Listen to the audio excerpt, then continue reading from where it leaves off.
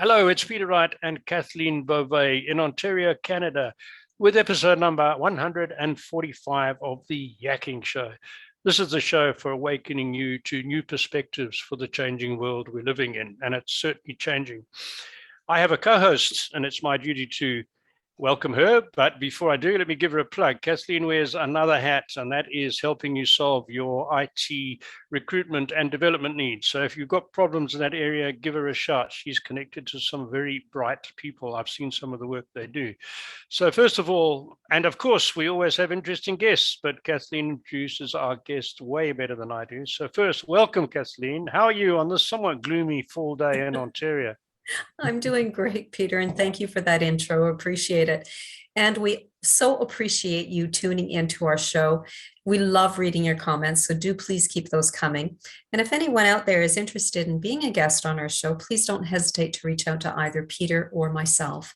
And as Peter mentioned, we do have another special guest with us today. He's an author, Moshe Mikanovsky. Hello, Moshe. Welcome to the show. How are you? Hello. Thank you for having me. I'm great, and I think the weather where I am is about the same as yours. Yeah. Well, Moshe, Hi, Moshe. Nice you are the author of the Resurrector, and we will get into your book in just a little bit. It is scheduled to be published sometime in December, and we can talk about that again. But first, before we get into your book, can you tell our audience a little bit about your background? And you're not from Canada, but you live in Canada now. So how did that all come about? Yeah, so originally I'm from Israel. That's also where my name and my accent coming from. And I was born and raised over there, went to school over there, did the army service like everyone. And then I got married, and with my wife, I was actually a software developer. So I started as a software developer back in the army. And then my first job, I got relocated to, we wanted to see the world a bit. So before we had the kids, we decided let's go for a few years to wherever they will send us. So I found a job with a company that relocated me to the States, and I was actually in Detroit, in the Detroit area. I was there for 6 years. Two of my daughters were born over there.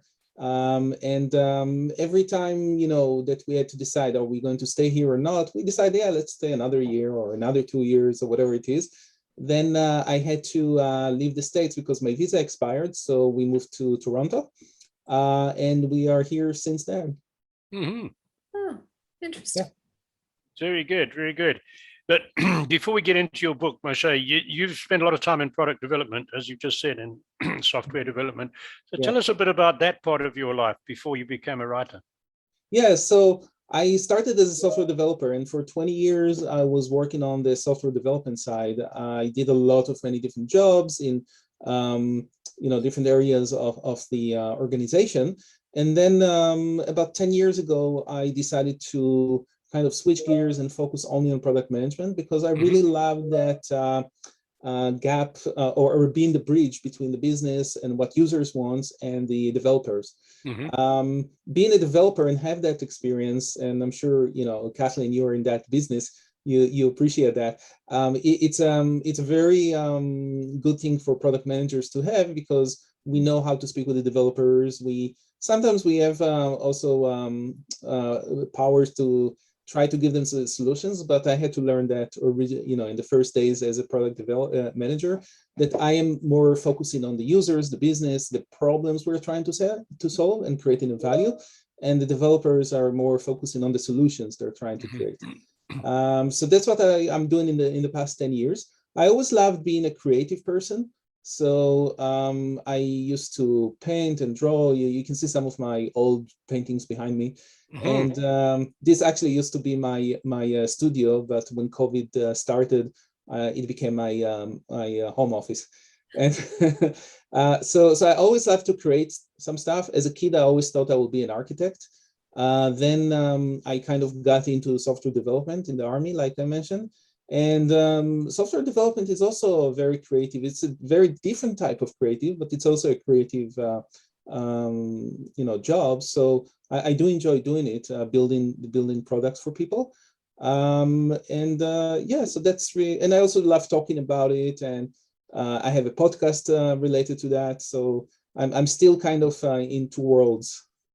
I've got to jump, Kathleen. Sorry, I want to ask Moshe something else quickly. Yes. You've been involved in product development and software development for a long time, 20 odd years. What are the biggest changes over that period? Is it a programming language? Is it applications? Is it hardware? What's the biggest changes? It's everything. It's actually everything.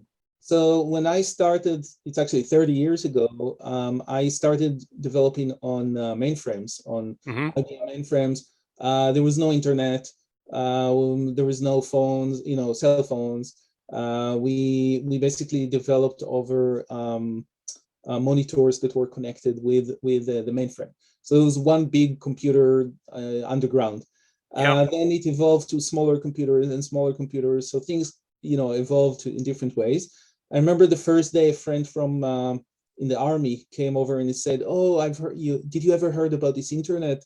And we're like, "What are you talking about?" So, so things change a lot. And of course, with the last 15 years with mobile phones and smartphones and all of that stuff. So definitely a lot have changed. It's the technology, it's the hardware, it's the software, it's people understanding also what is capable and what is not. So these days, I'm mostly working on B2B, business to business enterprise systems, and B2B2C, so business to consumers. But it's really not so much consumers, it's more like end users that needs to use something. Right. But these days, people are so used to applications they have on mobiles and on the internet that they wanted the same experience also in enterprise systems. So what was available for us to do in the past with enterprise is a big no-no these days because people will not accept it anymore. Right, right. A lot of change all the time. Sure, interesting stuff. Kathleen, sorry, back to you. So as you mentioned, you're also a podcaster. Can you tell us a little bit more about that? Is there a theme to your podcasts? Yeah. So my podcast is called Product for Product. So it's also on my product side of life. And back in March this year, I connected with a guy on LinkedIn. His name is Matt Green. He's from Atlanta, and he told me, he started his own business. He's more into BI analytics, and he was moving into product, and he wanted to learn a lot about the applications that are available out there for product managers. So because there is a lot of stuff going on for product manager, like the stack of products we're using. So he wanted to start a podcast. And I was always like, oh, I don't know. People tell me I should start a podcast. I don't know what it should be about, how unique it should be. And when I heard this idea, I was like, yeah, that's a good idea. So we are co-hosting it together, like you guys. And what the theme is, and it's called Product for Product. And the theme is products that people in product management are using. So what kinds of people then would you have on your show? So usually our guests will be people that are using specific products, because there is no way I can learn all the different products in the world and be able to smartly talk about them. So what we're doing is we have themes, series of episodes with different themes. And then so let's say the theme is about product analytics. So we find which products are solving this specific problem of product analytics. Then we reach out to product managers and we ask them, which products are you using for product analytics? And then if they're comfortable to come and talk with us about the specific product they use, then we have them on the show.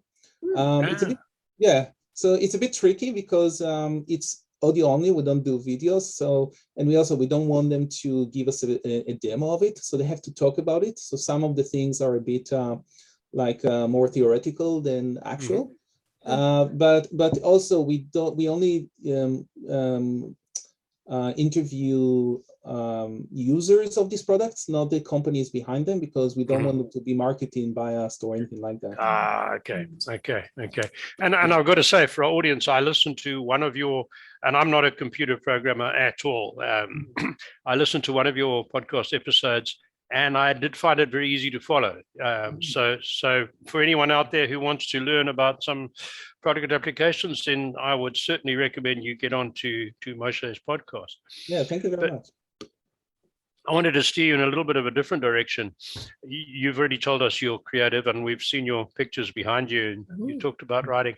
But being creative, and writing a book and then getting it published are two different things, right? Yeah. So where did the inspiration come from? Yes, you were a writer. Yes, you were creative, but you actually sat down, and I've written a book. I know how hard it is. So what motivated you? Where was the inspiration?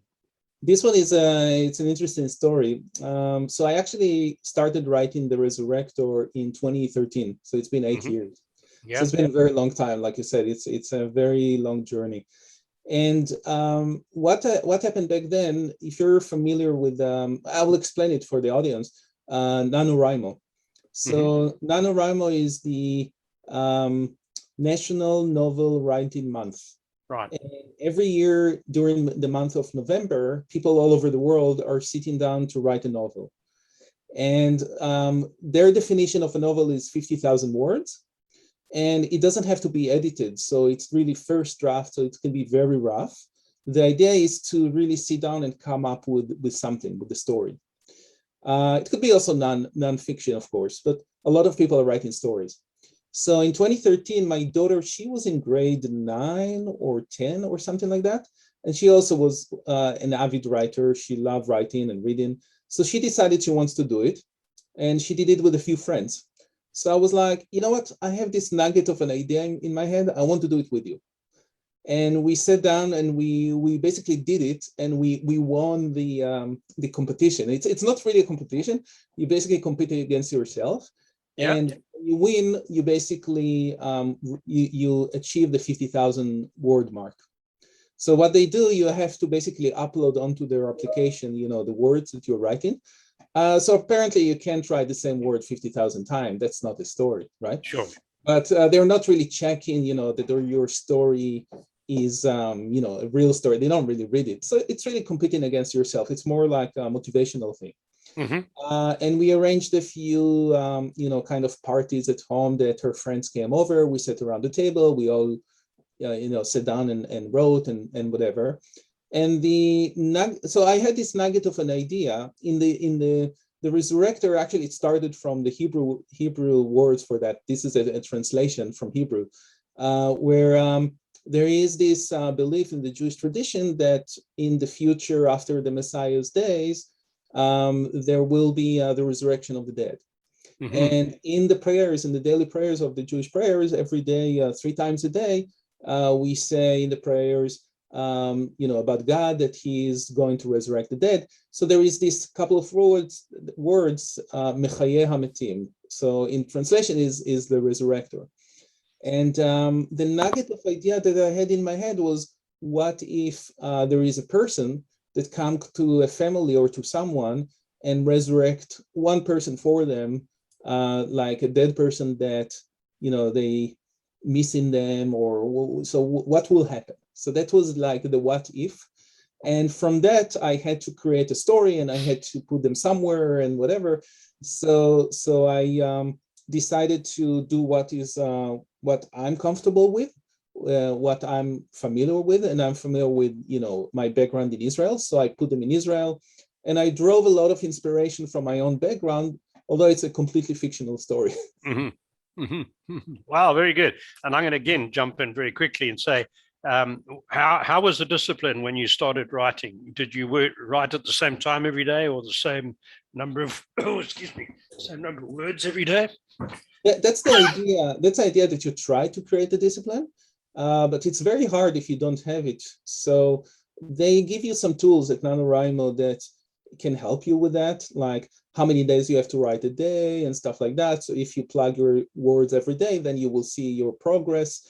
And then if you're behind, then there are days that you have to catch up and stuff like that. Or you want to write more, so you will be ahead of the curve, so you're not going to be behind, especially if you know, on this day I'm going to have this plan and I will not have time to write and stuff like that. But I did try to create a habit of it, for sure.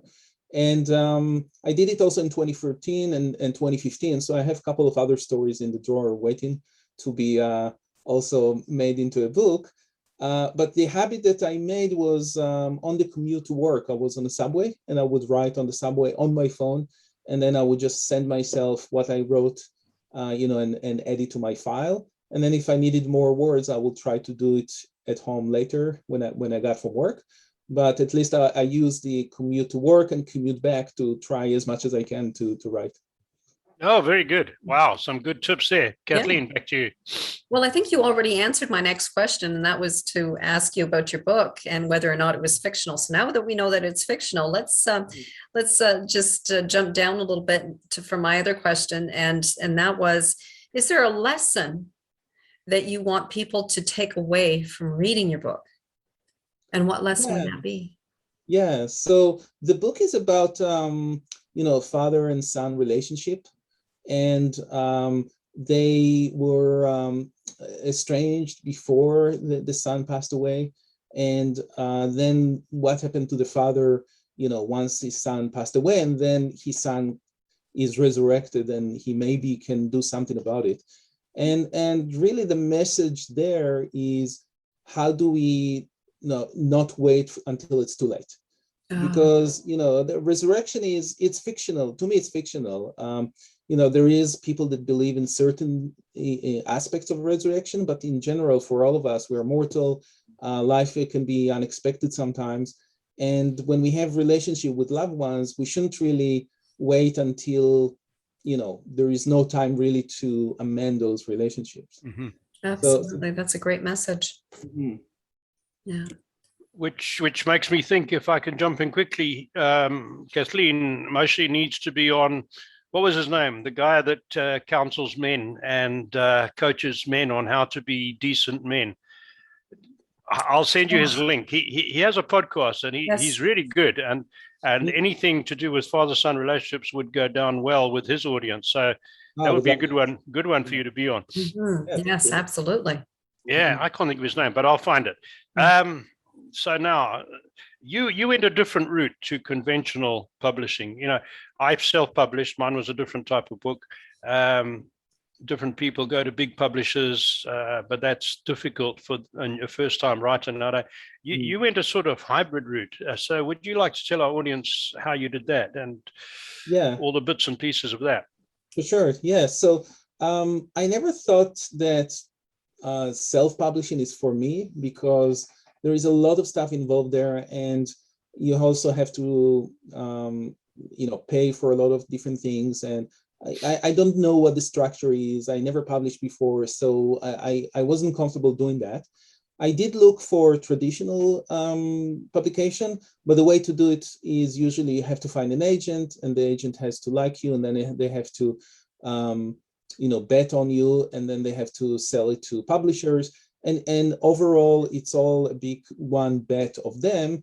And what I've seen these days is that they like to have people that already has big platforms. So lots of followers, they already know people just by mentioning, oh, I wrote a book, they will already be lining up to buy it. And I also knew I didn't have that.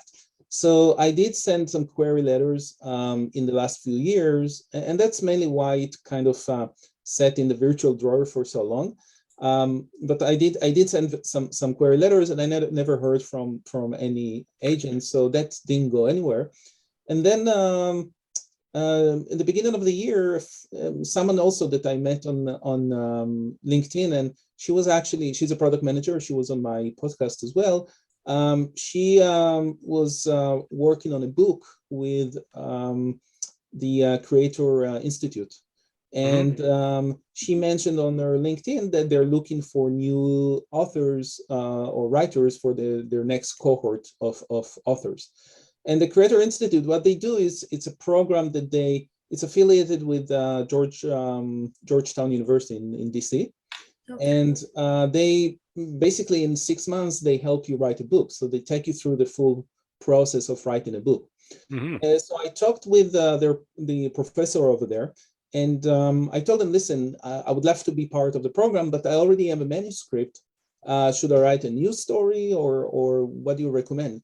So he said, you know what, if you have already a manuscript, let's send it to New Degree Press, which is the hybrid press that is taking all of their authors after they're done with their program. And if their book is greenlit, so it's good enough for them, they will take them through the publishing process, which is another 5 to 6 months. So that's what I did. I sent them the manuscript. They liked it. They greenlit it, and I joined that cohort. So I kind of skipped the Creator Institute for writing the book, and I went directly into the publishing. And the interesting thing about the hybrid model is that at the end of the day, you are self-publishing and you retain full ownership of your book. So whenever I sell the book, I'm getting 100% of the proceeds for that. Other than, you know, whatever Amazon will take or the other printers, print on demand or whatever it is. What they give me is the full support in that program to, first of all, understand the process, understand what is marketing, how do I sell the book, but also all the editing and cover design services. In order to do that, there is in the beginning a pre-sale period of 30 days. And in that pre-sale period, I pre-sold the book on Indiegogo. So I had a campaign over there.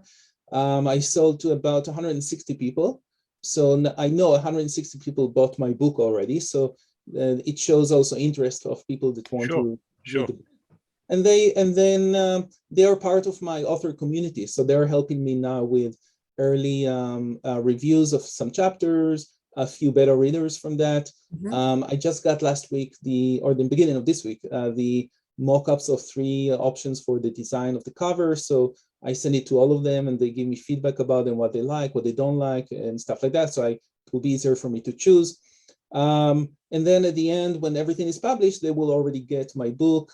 Those that bought a signed copy will get a signed copy. So it's really pretty community-based type of approach.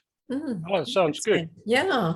So this book hasn't yet been published. That's coming up sometime in December, but I have to ask you, are you thinking about the next book? Definitely. So that is the book that I wrote in 2014.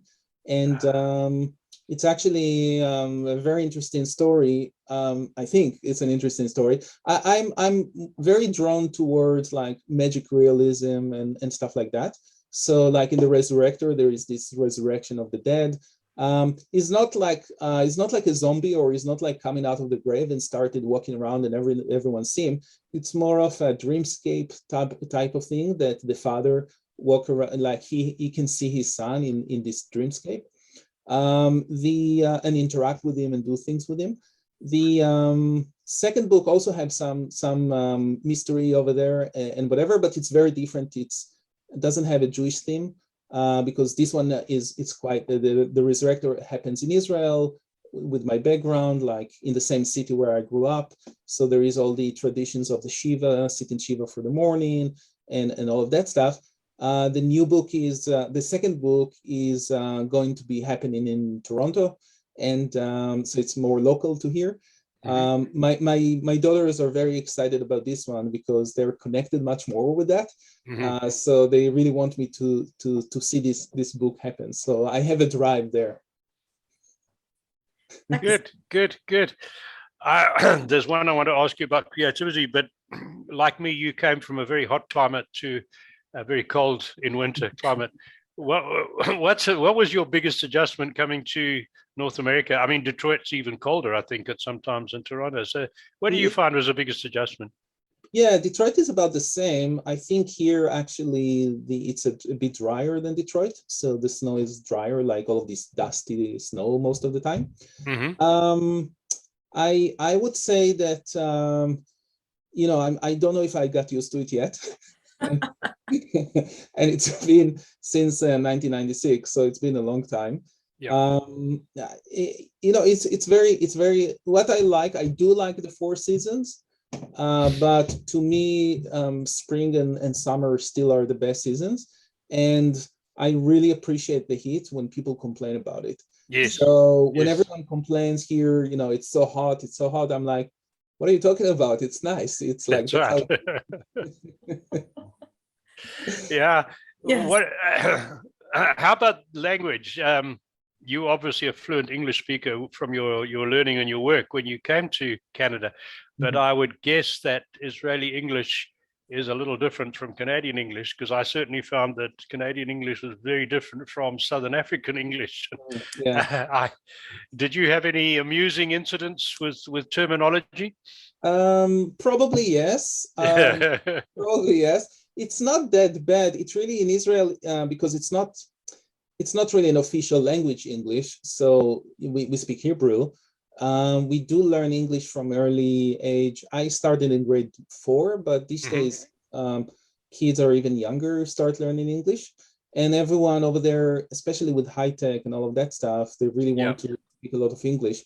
But it really depends on your teacher. So if your teacher was from England, you would have an English accent and you will use some English words. If your teachers were from North America, it will be more American. So I that's what I found, that it's a bit more about where your teacher was from. Okay. And I had both. I kind of had both. Most of my English I learned from reading books, and I'm an avid Stephen King reader. Oh, yes. So I read a lot of Stephen King when I was younger, and I usually what I would do to learn it, like my first one I read was Misery, because I already saw the movie. So I was like, I know the story, it will be easy to read the book. Right. So that's how I learned a lot of my English. I did have some funny stuff. I think one of the first years when I was in Detroit, I sent out before Rosh Hashanah a note to my friends, and I wrote over there, "Have a great year," but I spelled it great with Grate. ATE. Because it makes a lot of sense. Like, why would I spell it with Great? So they were like appreciative of that, I think. Yes. We got to watch our time. Before I forget, I found the name, and I will be sending you his contact details. His name is Purdeep Sangha. Purdeep Sangha. I knew it started with a P. What was this podcast called? The Man something Man. Complete Man or something like that. I'll send you all the details. Perfect. And make contact with him. You'll enjoy him. You'll get on well with him. Yeah. So what I want to ask you, because Kathleen wants to ask you something in a moment, so I'm going to get in quick and say, you mentioned on your website you believe everyone can find creativity everywhere. So just expand on that a little bit. Yeah. I sometimes see people that they think that creativity is about knowing how to paint or how to draw or how to do things that are traditionally creative. And then they kind of dismiss the fact that, oh, they're not creative or whatever. But I think that this is really not what creativity is all about. It's really sometimes just thinking out of the box or solving problems in a way that is not the traditional way or stuff like that. Even juggling between tasks sometimes can be like, how can I be creative to do that? So that's where I'm saying, like, people can really find creativity in many different places, and they shouldn't really think about creative equal, drawing or painting or something like that. And don't limit yourself to that, because creativity could really open your mind to different ways to do things that otherwise you're just kind of like in a narrow place, and it really opens up your opportunities, I think. Very good. Yes. Kathleen, Now, we're almost out of time, Moshe. Can you tell us how people can contact you and how they can get your book? Yeah, definitely. So first of all, my website, mikanovsky.com. I do have over there 2 sections. One of them is for my author part. One of them is for my product manager part. So they can, go around and see. Then I'm on LinkedIn most of the days. That's my preferred social network. Okay. I'm also on Facebook and Instagram, but LinkedIn is the best way to find me. Best way. Yeah, and it's just Mikanovsky, like my last name, will be my profile. I'm connecting almost with anyone that will connect with me, as long as they don't try to sell me Bitcoin or some other stuff. And so these are the main places. And then the podcast, we host it on Spreaker, but we also have a page on LinkedIn that we and also on my profile I will tell people about it, that it happens, and then on all the major podcasting platforms. Sure. And if people want to get the book, Yes. They can't do it yet, but where Right. would they go in December? Mhm. Yeah, so yeah, it should be mid-December. I hope everything will work as planned. And if they want me, to let them know, and then by all means, send me a note. There is a contact page on my website, and also through LinkedIn. I can definitely send them a reminder when the book is coming out, and it will be available, on Amazon, on Barnes and Nobles, so hopefully also in some stores. It will be out both in an ebook format and also as soft cover. Do you Excellent. have a specific date in December? Not yet. Okay. I hope it will be like 15, around 15. Okay. We'll see how things work. Sometimes there are delays. That's the nature of these things. Great. So that's what my publisher told me. Just don't have a specific date. It's mid of December. Hopefully, it's going to work out. Good. In time for Christmas presents for people. That'll be great. Yeah. Yes. It's a bit after Hanukkah, but that's okay. People can also buy it in January and February and any time of the year. Thank you very much, Moshe. Thank you very much, Peter and Kathleen, for having me. It was great. Oh, well, it was our pleasure having you. And thank you also very much again for tuning into our show. We so appreciate you. And please keep those comments coming. And until next time, take care and bye-bye, everyone. Bye, everyone.